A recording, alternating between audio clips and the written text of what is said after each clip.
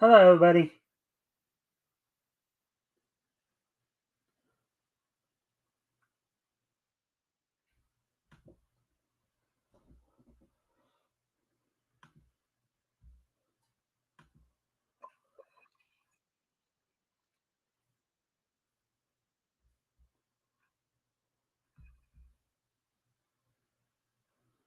All right. All right. Well, welcome. Today is Thursday, um, September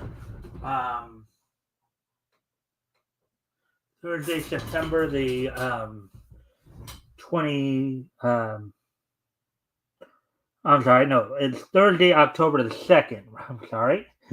Got things a little mixed up there. Um, so second day of October. We're almost through 2025. Hopefully, everybody's having a good week, good year thus far. We're gonna, of course, we're gonna give people a chance. We're gonna wait a few moments, give people a chance to come in. If you haven't already, if you guys can help out by liking and sharing the stream, see if we can get some more friendly people to engage. That'd be appreciated. Also, if anything here grabs your attention, feel free to comment and or ask questions, and I will try to answer the questions to the best of my ability. As I said, we're just kind of giving people a chance to come in. Um, uh,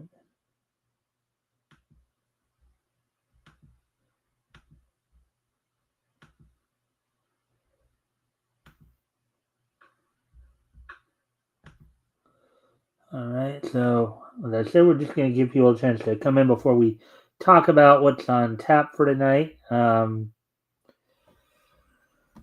Let's see. Um, oh yeah, been getting caught up playing Pokemon Yellow lately, so and a little off kilter, but other than that, everything's been pretty cool. Um, so, anyways, let's see now. La la la la la la la la la la la. All right. So, anyways, if you guys haven't already, if you guys can help out by liking and sharing the stream, see if we can get some more friendly people to engage. It'd be appreciated. Also, if anything here that we talk about tonight grabs your attention, feel free to comment and or ask questions. I'll try to answer the questions to the best of my ability. So we're just past the 3 minute mark. So I guess I'll talk about what's on top for tonight. So I got one article I'm going to go over from Bounding into Comics. I'm going to talk about the Don anime, as apparently they're censoring one of the characters' bodysuits, a sci-fi inspired bodysuit. So I guess we're going to take a look at that, see what's going on there, why they are feeling the need to censor that. Also, of course, we got the wrestling wrap up. We'll, of course, be looking back to last night, getting all caught up on the latest from WWE, AEW, TNA, Ring of Honor. Get caught up on last night's AEW news, as well as look ahead to tonight's Ring of Honor and Impact. And we got some stuff happening over the next, couple weeks here. Next weekend, of course, WWE.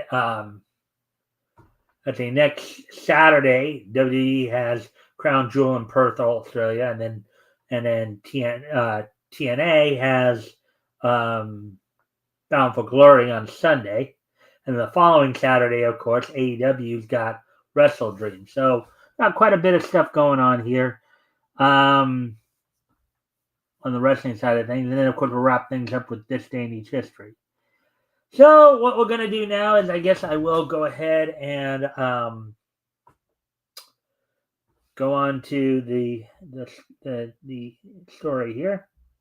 Well, so let's get into this.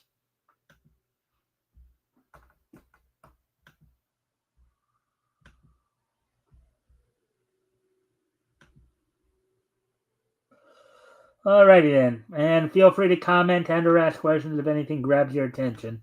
I'll try to answer the questions to the best of my ability. So here we go. Don anime censors Vamola's sci-fi inspired bodysuit. Article by Nerdigans Inc. published October 1st, which was yesterday, 2025. So let's go ahead and see what's going on here. So, despite much more explicit content being left untouched, like the multiple attempted SAs on Momo or a fully naked Gigi, Don Anime Production Studio, Science Saru, has bizarrely chosen to subvert expectations and censor the, in small quote, classic sci-fi, small quote, inspired bodysuit worn by the series' resident space alien, the Mola.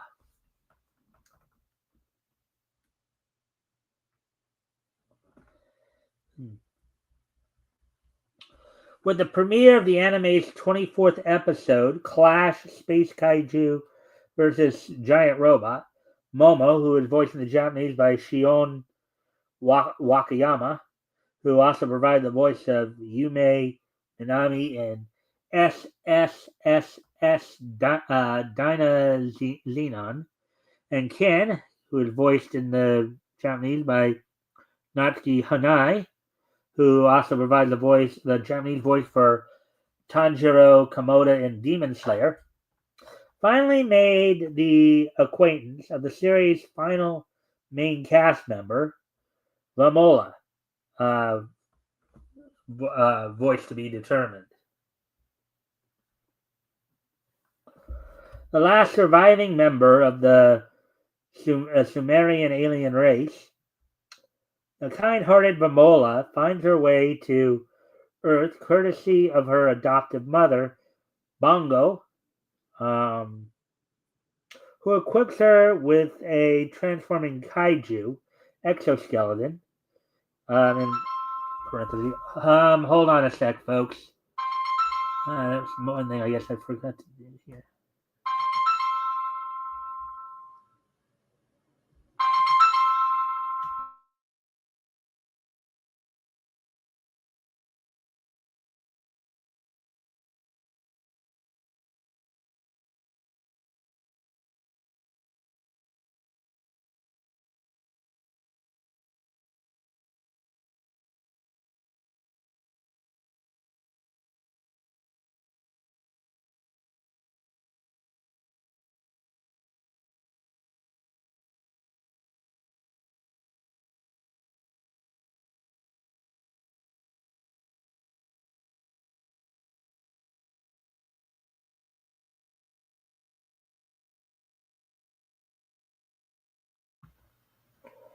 All right, sorry about that. Forgot in my haste. I forgot to put the do not disturb function on my phone. So I think you guys know how some of that can be. But anyways, back to the article here. Let's see. In parentheses, as themed after the enemy monsters Banmora, Gomora, Neronga, and Red King Rom, the Ultraman franchise, in parentheses, and tasked her with finding a suitably strong husband to assist her in ensuring her species' survival.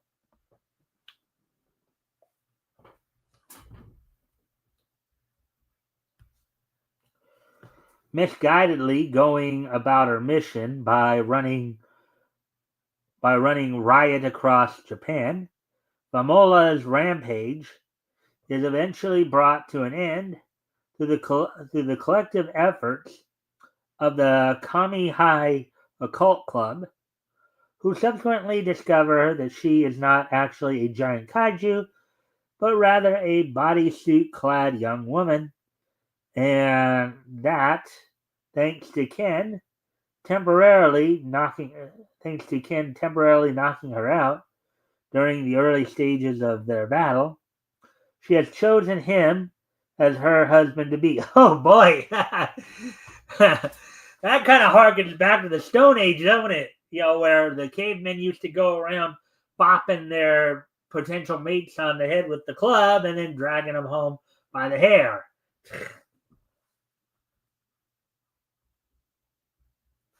Given series creator Yukinobu Tatsu's love for all things sci-fi, should come as no surprise that the spacefaring Lamola's bodysuit is less, in smaller quotes, real-world astronaut, and more, in smaller quotes, fantasy futuristic. Its appearance is a mixture of the risque female aliens seen in Western productions like Star Trek, John Carter of Mars, or The Fifth Element, and the plug suits worn by the pilots of Neon Genesis Evangelion.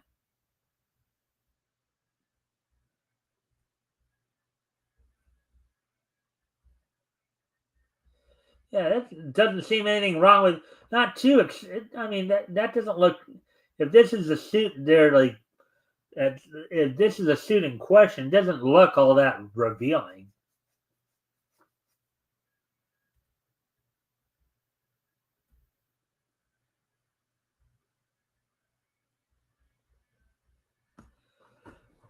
Unfortunately, similar to Studio Bones anime design for the idol vigilante pop step in My Hero Academia vigilantes, seems that Science Saru has deemed Vamola's original Tatsu designed outfit to be too quote unquote spicy for Don to Don viewers. So this is coming from the production company. Well, uh,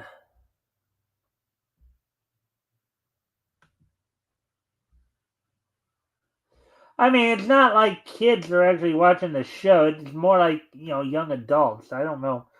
You don't really know why people would be getting so bent out of shape over it. A lot of times most of these animes that we talk about are targeted more toward like older minor like high schoolers and all that. Maybe some middle school, but still, that's not.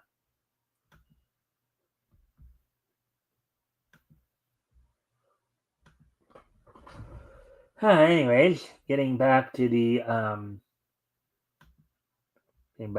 article here. As discovered by fans watching the premiere of the series' second season 2 finale, both on Crunchyroll and Netflix, where in the manga her suit features exposed skin, points at her shoulders and upper thighs. The anime counterpart instead covers up these parts of the hero's suit with a couple of patches of pink fabric. Yeah, I mean, again, that's those particular. Maybe the thighs could be somewhat questionable, but not the shoulders. I mean,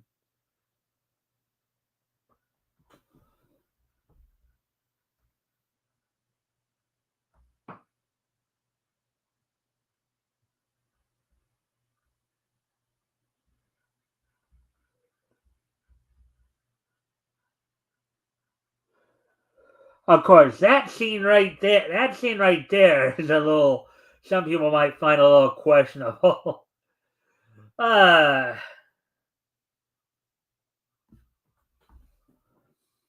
As of publication, neither Science Saru nor any member of the anime's wider production team have released a public statement explaining their decision to censor Mamola's interstellar flight suit. Likewise, both Shueisha and Yukinobu Tatsu have yet to weigh in on this instance of censorship.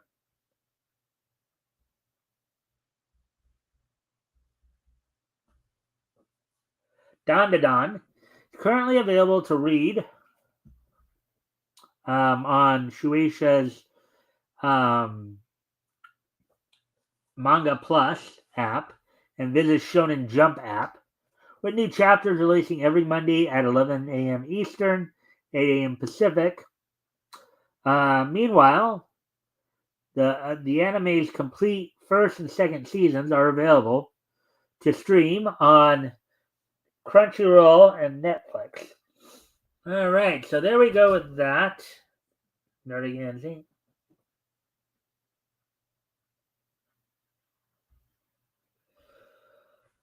All right, and that was pretty much all from Bounding into Comics. That was the latest I saw of interest, Bounding into Comics. Oh, let's see now.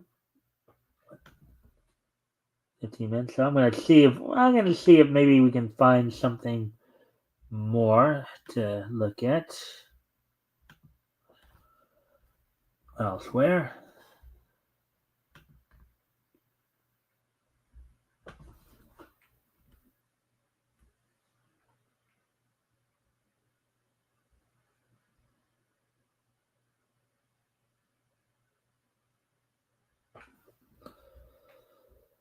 And we'll put it back.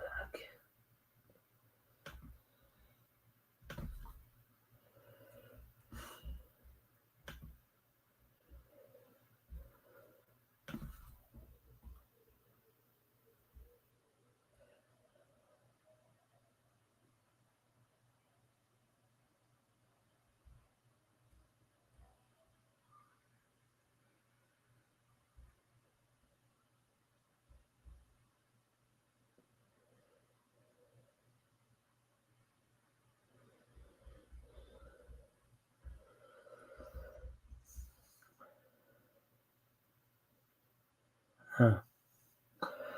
All right, this one looks kind of interesting, so we'll do this. We'll go over this article. I'll show it to you guys in a moment once I get it set up here.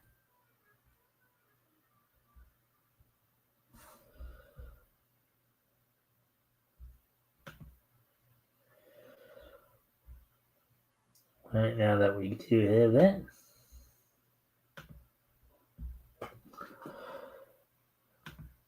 All right, so this is from Bleeding Fool.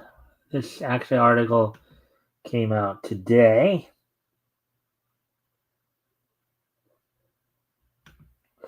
South Park goes after Israel's Prime Minister Benjamin Netanyahu. Article by Avi Green, published October 2nd, 2025. All right, so let's see what's going on here. And I'm sure Avi, being of Jewish descent himself, is probably not too happy with this portrayal. But let's see what all goes down here. So, Israel National News (JTA) reports the animated comedy series South Park has, perhaps unsurprisingly, taken a view of Israel post October 7, 2023, where the writers can only seem to think of attacking Benjamin Netanyahu and not so much the jihadists who murdered and arced over 1,200 people on that repulsive day in recent history. Now, of course, Israel has really been kind of like upset with with some of. I mean, this is just one instance, and we've talked also in the last few days about how they were upset with the WWE going with the Invasion name for their upcoming NXT event, next week or this coming Tuesday rather. But WWE did actually end up changing the name from Invasion to Showdown. So, anyways, from the article here that Avi's referencing, television's most irreverent cartoon has taken aim at the Gaza war, showing one of its Jewish characters flying to Israel to tell Prime Minister Benjamin Netanyahu that he is quote making life for Jews miserable, unquote, by continuing to prosecute the war. The latest episode of South Park, quote unquote, depicts FCC Chairman Brendan Carr suffering from a brain-eating parasite that threatens his, quote unquote, freedom of speech. A potent visual is in the week following ABC's suspension of Jimmy Kimmel over misleading comments over the identity of Charlie Kirk's assassin that Carr criticized.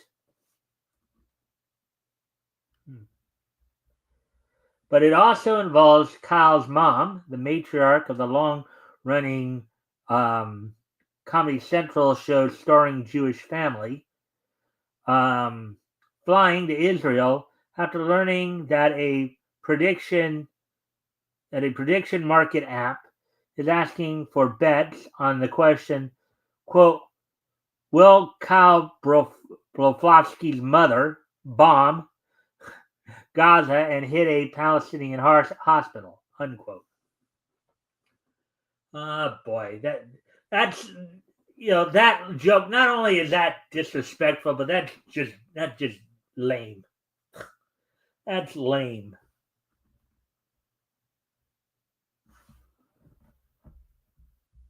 Stupid.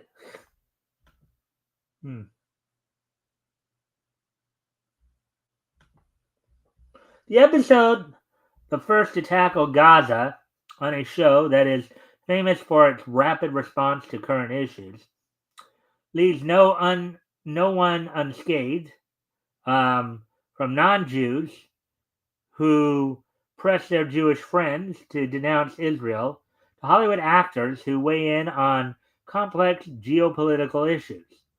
But it builds toward a denunciation of Netanyahu, in particular, who draws the scorn of one of the show's most strident characters.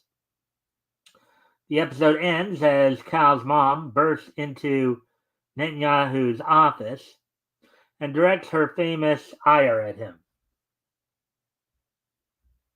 Quote, just who do you think you are, killing thousands and flattening neighborhoods, then wrapping yourself in Judaism like it's some shield from criticism?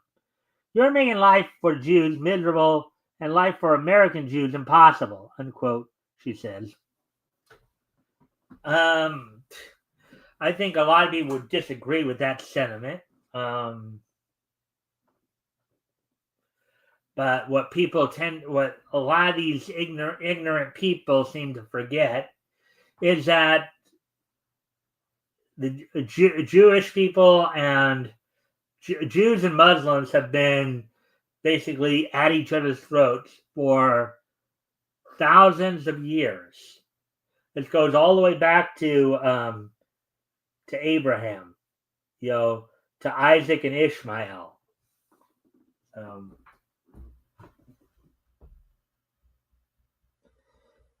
This is so rock. This is now this is Avi's response to what was just being said. This is so rock bottom, and perhaps we shouldn't be shocked that a TV show whose producer broadcasters caved on the Danish Muhammad cartoons episode would resort to cheaper, easier targets. That's got to be the way of people who apparently believe degradation is okay for anybody, but ultimately end up only pursuing those who are easy. Basically, those who won't fight back. Right? That's, I think, what he's getting at there. Or those who won't, react strongly. Apparently, nobody on the South Park staff is interested in taking issue with Islamic Sharia, even in Gaza, where in the past decade, women were forced to wear burqas and niqabs. If there was no episode to date where a character of any background yells at the Hamas dictatorship that they're making life miserable for women by denying them an identity and turning them into second-class citizens, that says quite a bit about where South Park producers actually stand too.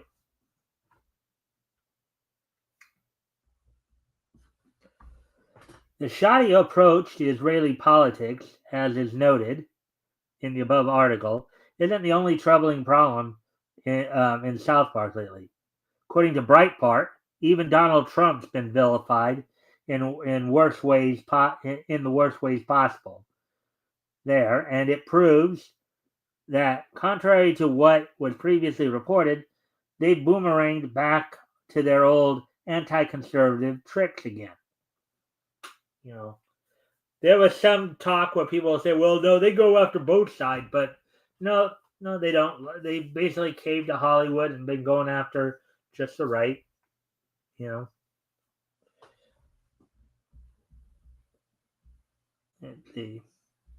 And again, if you guys haven't already, you guys can help out by liking and sharing the stream. See if we can get some more friendly people to engage. That'd be appreciated. Also, if anything here grabs your attention, feel free to comment and or ask questions, and I'll try to answer the questions to the best of my ability. That goes for both my YouTube and my Rumble viewers.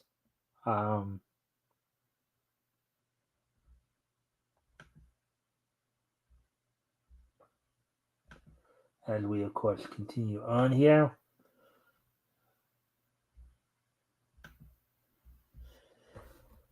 So this is back to the article that Avi's referencing here. Comedy Central's South Park placed a not-so-subtle pro-Jimmy Kimmel message inside the plot of this week's episode that saw President Donald Trump nearly killing FCC Chair Brendan Carr during several failed attempts to actually murder his unborn baby being carried by Satan. You're kidding me. South Park really is a stupid cartoon, stupid animated series. Oh boy. Quote, "Hey Satan, you want to get in the hot tub and smoke some cigarettes?" Unquote. Trump says to a bedridden, crotcheting Satan while taking off his pants, exposing his comically small, all the stupid jokes. Quote, "Hot tubs and cigarettes are really bad for the baby," unquote. Satan responds. Quote, "Yeah, I know, let's do it anyway," unquote, Trump says. The bid escalates quickly, with Trump setting multiple booby traps for Satan that only Brendan Carr falls for.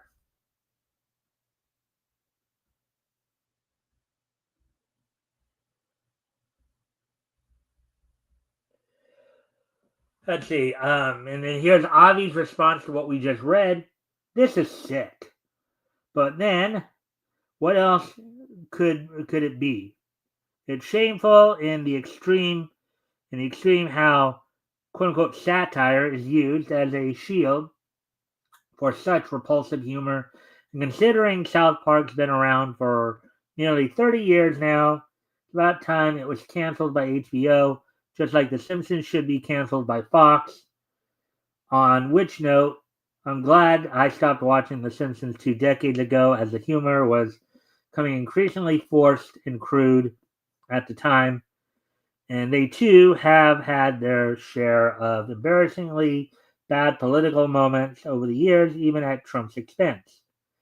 And producers of these animated cartoon series never seem to take issue with figures like Trump over valid issues at all, which only additionally clarifies how pathetic Hollywood's animation industry is, much like the rest of showbiz.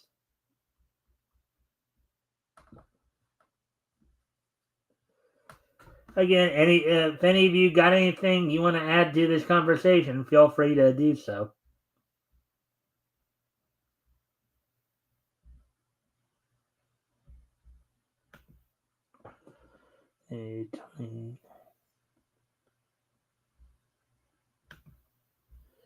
Interestingly enough, in an interview with Entertainment Weekly, one of the producers, Matt Selman, claimed they'd rather stay out of these issues.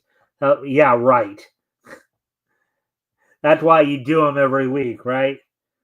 South Park deals with, though his response still doesn't provide any alleviation. This is back to the article, In the spirit of staying relevant to the moment that the show is premiering, and how is The Simpsons handling the contemporary political climate with so much scrutiny on comedy?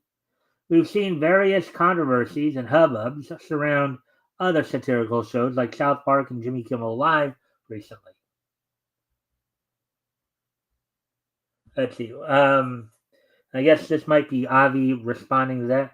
Well, when you write a show that doesn't come out until 10 months after you write it, it kind of takes the pressure off. Oh, okay. I guess because who knows what the bleep we're gonna. Okay, so I guess this is more back to the article. Gonna be looking at in 10 months. So like South Park, they make their show in a week, and even they can't stay up to date on things. More Crazy Bleep goes down faster than even they can do it. And Jimmy Kimmel's great, and I'm glad he is back on TV. Censorship sucks. What can I say? Censorship sucks. Well, okay, the only problem is that wasn't censorship. Okay? That wasn't the government coming contrary to what the left wants you to believe. It wasn't Donald Trump or the FCC really coming down and saying, no, take him off the air. The networks themselves did that.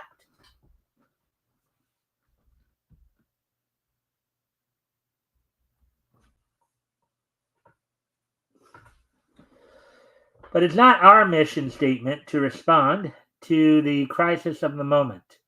It's more about a town of good-natured dum-dums dealing with a changing world, yet our characters never really change. The world changes around them. And then in, italics here. That being said, does it feel like there's anything... Okay, so I guess this is part of an interview that's being done. That being said, does it feel like there's anything that is off limits in a way that it wasn't before? Does the team feel any pressure to skew more or less political at this point? And then the response to that was, I think it's about the same. We're not going to do a big show where the president comes to town. We did do that, but he was George Bush, and he'd been out of office for quite some time. Oh yeah, they're talking about. I guess they're talking about the Simpsons here. And we just don't do big topical things because the topical is so chaotic and nuts. So we have to look at the bigger. So they're actually talking about the Simpsons, not South Park. Ideally, I would like to think that people on both sides of our divided nation can watch The Simpsons and feel that, like America, Springfield is a town of people who are good but easily misled. Whatever your definition of misled is, you can apply that to the show. Now, this is Avi's response. We're now going to see Avi's response to what was just being said here. Well, unfortunately, based on his favoritism towards Kimmel, his offensive jokes notwithstanding, it's clear the staff running The Simpsons remains firmly on the left-wing side, wants everybody to see the right wing as misleading, and the sole proponents of censorship. What's more, if you want to parody Bush, that's fine, because he did do things that were wrong in his time. But failure to convincingly take issue with left-wing figures for any reason ruins everything. And The Simpsons did have its political moments in more recent times. So I don't know where Mr. Selman gets off claiming it's not their mission to do political issues. Point is, some of the topics they dealt with more recently have sadly been politicized long ago, gotten worse and more divisive since. So it's hypocritical to say it's not their quote-unquote mission when they clearly have decided otherwise. And wrap things up here with this article from Avi.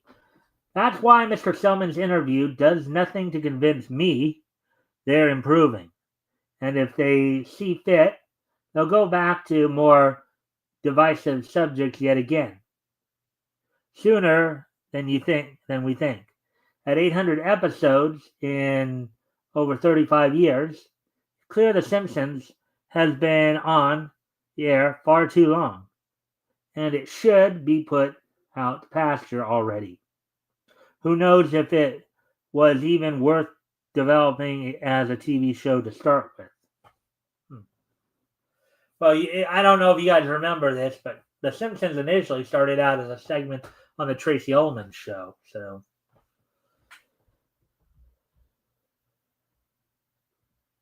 anyways, I need to step away from the computer for a moment.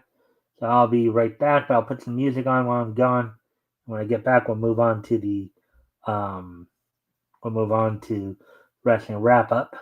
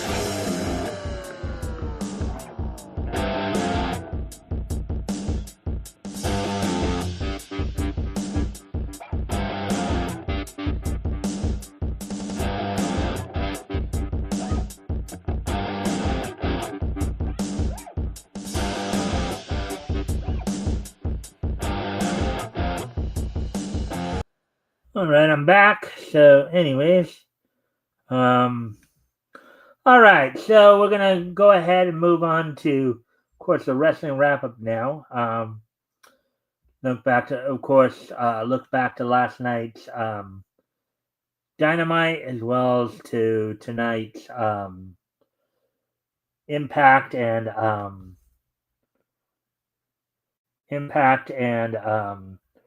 Ring of Honor shows. And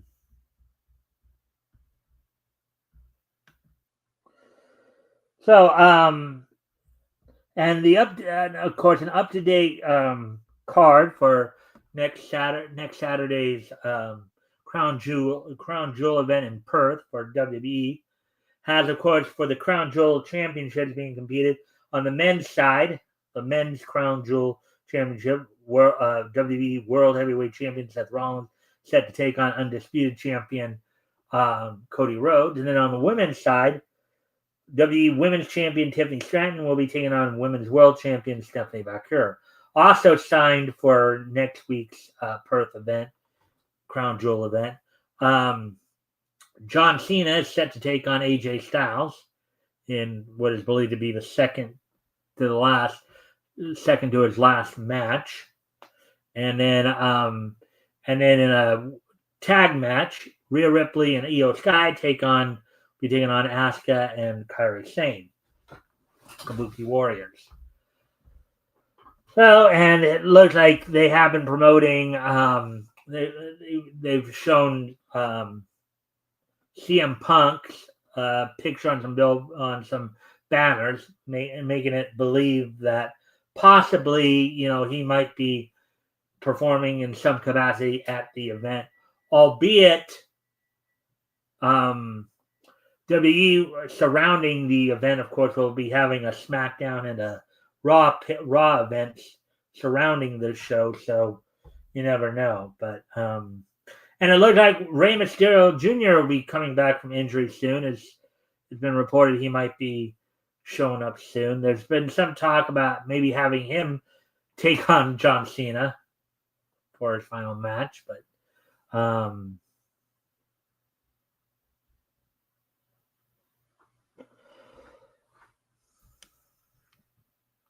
with that being said, that's a WWE little news tidbit. So now let's look at AEW's Dynamite. Last night's Dynamite took place, the 6-year anniversary show for Dynamite, taking place at the Hard Rock Live at Seminole Hard Rock Hotel and Casino in Hollywood, Florida, with, of course, Bryan Danielson, Excalibur, and Taz on commentary, and then, of course, Don Callis and Ricochet joining them during certain matches. The opening match saw a 6-man tag match in which the AEW World Tag Team Champions, Brodito of Ring of Honor World Champion Bandito and Brody King, teaming up with Kenny Omega to defeat Josh Alexander, the Young Bucks, Matt and Nick Jackson. Now, apparently, after the match, we saw the return to AEW of Andrade, as Andrade, about a couple months back, was let go from the WWE. But apparently there was no non-compete clause. Normally, most people who are let go from a company prematurely, there's a non-compete clause where you can't go to the major rival for 90 days. But apparently there was none here. It's believed that WWE decided to release him so they wouldn't have to pay him during that time. So they wouldn't have to pay him during that time. They just let him out of the contract completely. Some sources have said that it was due to, I guess there's a news story out there going that he failed several substance abuse tests. Now, whether or not that's true or not, I don't know. But anyway, so Andrade made his return to AEW by attacking Kenny Omega, potentially setting up a program there. The next match saw TNT champion Kyle Fletcher, with Don Callis in his corner, retain over Orange Cassidy. In another 6-man tag match, Adam Page AEW World Champion Adam Page teamed with 2/3 of the AEW World Trios title holders, the Ops of Powerhouse Hobbs and Samoa Joe, to defeat the Death Riders of Claudio Castagnoli, Danny Garcia, and Jon Moxley. Toni Storm defeated Ty Mallow in a singles match. Her first match since dropping the world title. It is believed she had a few things to say to Chris Statlander about it. The Gates of Agony of Bishop Khan and Toa Leona defeated the Swirl of Blake Christian and Lee Johnson. And then in the main event of the evening, the mixed tornado tag match, Darby Allin and AEW World Women's Champion Chris Statlander defeated the Death Riders duo of Marina Shafir and Wheeler Yuta.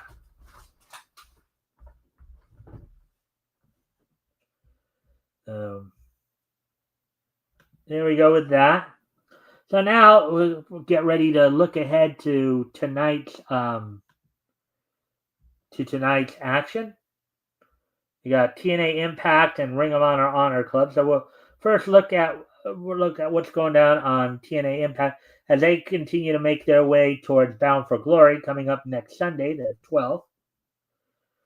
On tonight's episode of Impact, in a tag team match, the Angel Warriors of Zaya Brookside and Lei Ying Lee will be taking on the team of Ava Lawless and Kat Von Hees.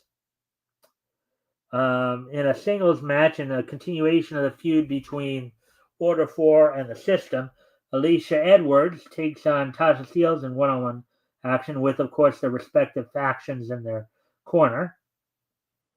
Nick Nemeth takes on the Hometown Man in singles action. The main event for the TNA Knockout World Tag Team, this is a match that was pushed back to this week due to the things going down with the TNA Knockout World Championship. The Elegance brand of Heather and M by Elegance, with the personal concierge in their corner, will be defending the titles against the Inspiration of Cassie Lee and Jesse McKay.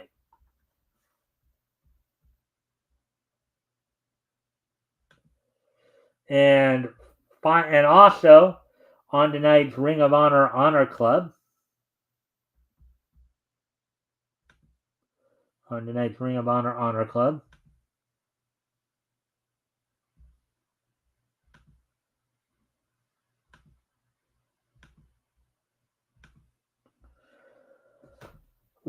Coming from the Marshall Health Network Arena in Huntington, West Virginia, Johnny TV of M&M Connection TV, with, of course, M&M Collection, Mansour and Mason Madden, and Ty Valkyrie in his corner, will be taking on AR Fox. Drolistico of LFI will be taking on Beef in a Pure Rules match. Serena Deeb takes on Katie Arquette. In a mixed six-person tag match, the premier athletes of Arya Davari, Story Denali, and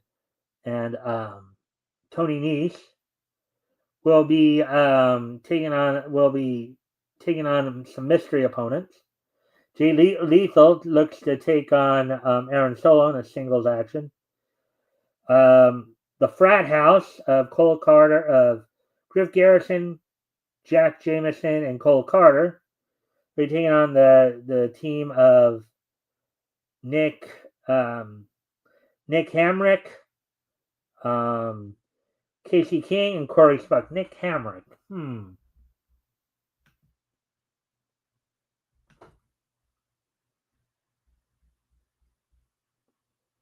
All right, no indication here, albeit he was trained by Chance Pro.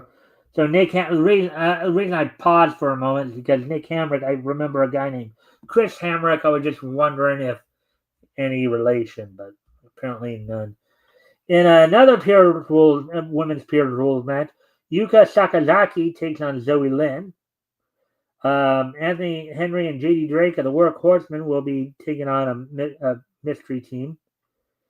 In another mixed six-person tag match, the team of Skyflight of Top Flight, the Martin brothers, Dante and Darius Martin, and Layla Gray, with Christopher Daniels in their corner, will be taking on M&M TV's Mansour, Mason Madden, and Taya Valkyrie, Johnny TV in their corner. And Alex Windsor teams with Sari, the current IWGP Women's World Champion, taking on Billy Starks and Diamante.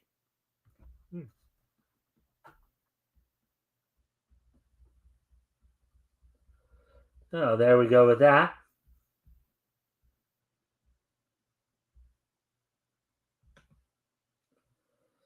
All right, so with that being said, of course, now that the wrestling wrap up is all done, and of course we'll have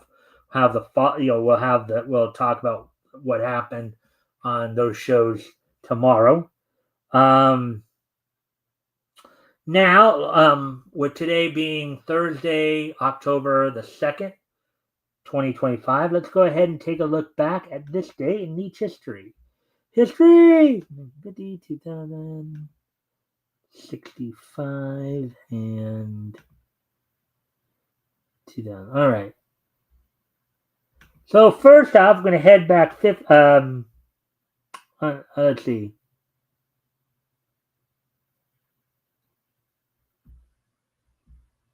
Going to be heading back. I believe it's 75 years ago. Yeah, that's right. Heading back 75 years ago today, on this date, 75 years ago today, as soon as I pull it up here.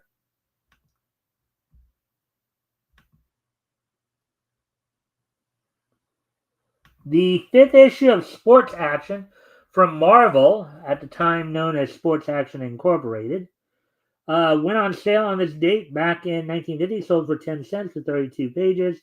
Such stories as the Niall Kinrick story, Koi Motsai, the Pittsburgh Windmill, and What Happened to Chris King. So,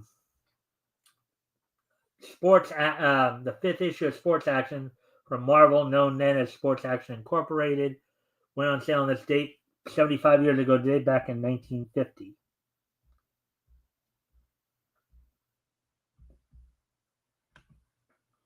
All right, so getting ready to move on to the next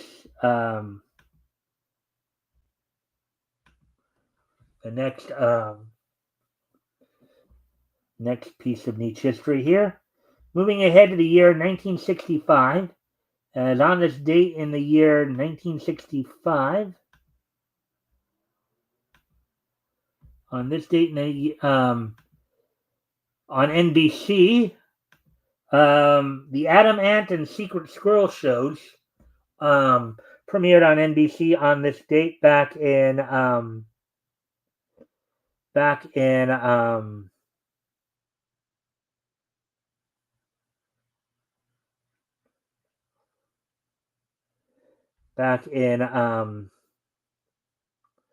1965. So 60 years ago today, the Adam Ant and Secret Squirrel shows premiered on NBC. Adam Ant show featured, of course, I think Precious Pup and Hillbilly Bears, while Secret Squirrel featured, along with its own eponymous title, Squiddly Diddly and Winsome Witch.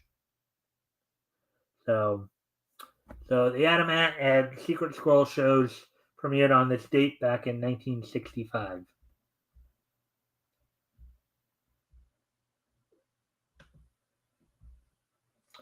Now, moving on to the year 2000, on this date in the year 2000,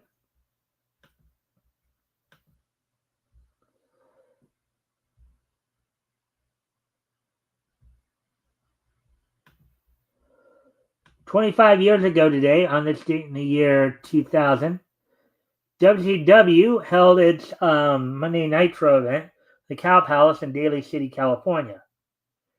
Opening match, of course, saw in a tag team ladder match, Conan and Rey Mysterio Jr. of the Filthy Animals defeat the Boogie Nights of Disco and Alex Wright. In the finals of a tournament for the WCW Hardcore title, Sergeant AWOL defeated Reno. Let's see. In a winners enter the main event tag team match. So this is a tag team match set to determine who would. This is kind of how they determine. So this is a match that was set up to see who would challenge for the vacant WCW World Heavyweight Championship. The winners of this tag match would face each other in the main event. Booker T and Jeff Jarrett defeated Scott Steiner and Sting at 10:43. In a match for the WCW World Cruiserweight title, 2-on-1 handicap match. Kevin Nash and Mike Sanders defeated Eli Skipper, in which Mike Sanders would gain the belt. Another 2-on-1 handicap match, a 2-on-1 handicap elimination match. Goldberg defeated both Harris brothers, Big Ron and Heavy D. The main event saw for the WWE World Title in the 49ers match. Booker T defeated Jeff Jarrett to become the WCW World Heavyweight Champion. That happened 25 years ago. And 2000 is just so nice that we're going to hit it twice. And also on this date in the year 2000, as soon as I pull that information up, also on this date in the year 2000,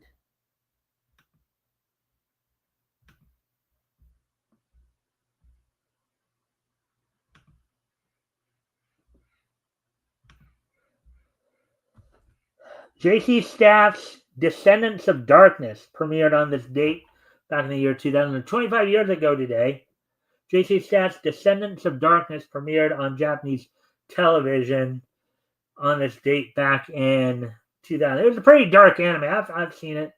I know that Central Park Media, I believe, was the one who did the dubbing of it.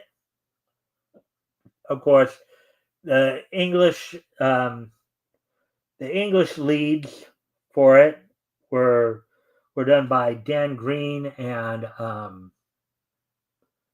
know Dan Green did one of the lead characters, and other one was, I think, Liam O'Brien. So,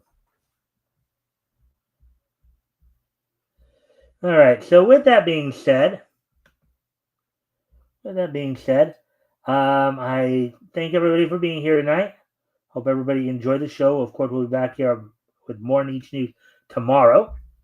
Also, this Sunday, I'll be joined by Apex from Apex Comics. We will be looking back at comics went on sale in June of 1940, focusing in this week on Standard.